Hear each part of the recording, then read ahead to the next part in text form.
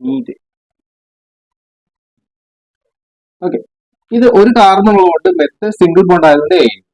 ഇവിടെ നിന്നും ഒരു ഹൈഡ്രജനെ റിമൂവ് ചെയ്തപ്പോൾ നമ്മൾ ആ എയിന് മാറ്റി അതിന്റെ പേര് മാറ്റി, അതിന്റെ പേരെന്താ? വൈയലായി, മീത്തായി. ഇത് നമ്മൾ പ്രിഫിക്സ് ആയിട്ടാണ് സാധാരണ ഉപയോഗിക്കാറ്. എന്താണ് പ്രിഫിക്സ് എന്നൊക്കെ ആദ്യമായിട്ട് കേൾക്കുന്നവർക്ക് ചിലപ്പോൾ മനസ്സിലാവില്ല. മുന്നേ വീഡിയോ കണ്ടവർക്ക് അറിയാം എന്താണ് പ്രിഫിക്സ് എന്ന് സാർ ഉദ്ദേശിച്ചത്. ഓക്കെ, അപ്പൊ ഇത് പ്രിഫിക്സ് ആയിട്ടാണ് ഉപയോഗിക്കാറ്. നമ്മൾ നെയിമിങ് എഴുതുമ്പോൾ മീഥേൻ പ്രിഫിക്സ് ആയിട്ടാണ് ഉപയോഗിക്കാറ്. ഈ ഹൈഡ്രജൻ പോയ ഈ ഒരു സ്ഥലം ഉണ്ടല്ലോ, ഈ ഒരു സ്ഥലത്തേക്ക് ചില സമയങ്ങളിൽ ചില ആറ്റങ്ങൾ വന്നു ചേരും. ഫോർ എക്സാമ്പിൾ ക്ലോറിൻ വന്നു എങ്കിൽ ക്ലോറിൻ വന്നു കഴിഞ്ഞാൽ നമ്മൾ ഉപയോഗിക്കേണ്ടത് ക്ലോറോ ക്ലോറോ ക്ലോറോ.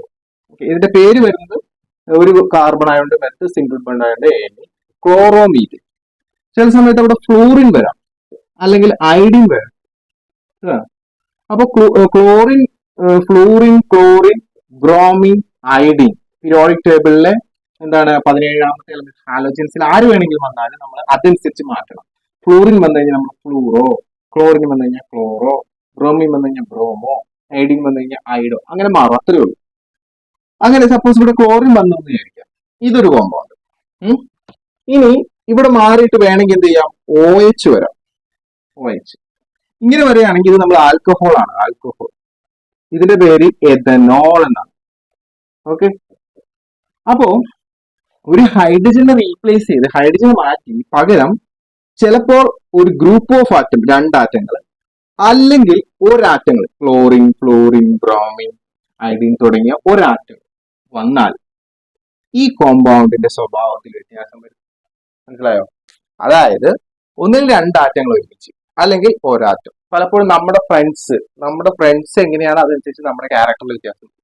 അതുപോലെ ഇവിടെ രണ്ട് ആറ്റങ്ങൾ ചേർന്നിട്ടുള്ളതിനെ നമ്മൾ ഗ്രൂപ്പ് എന്ന് പറയും. ഗ്രൂപ്പുകൾ വരാം, അല്ലെങ്കിൽ ഓരോരോ ആറ്റങ്ങളായിട്ടും വരാം. എന്തിനു പകരം?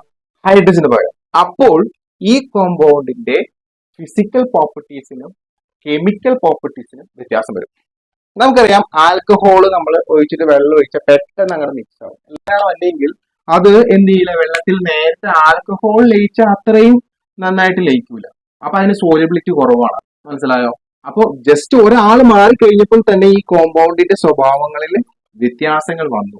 അങ്ങനെ വ്യത്യാസം വരുത്തുന്ന ആറ്റംസ് അല്ലെങ്കിൽ ഗ്രൂപ്പ് ഓഫ് ആറ്റംസ്, ഇവരെ നമ്മൾ വിളിക്കുന്ന പേരാണ് functional group. Watch full video on my YouTube channel, Sunny Sir.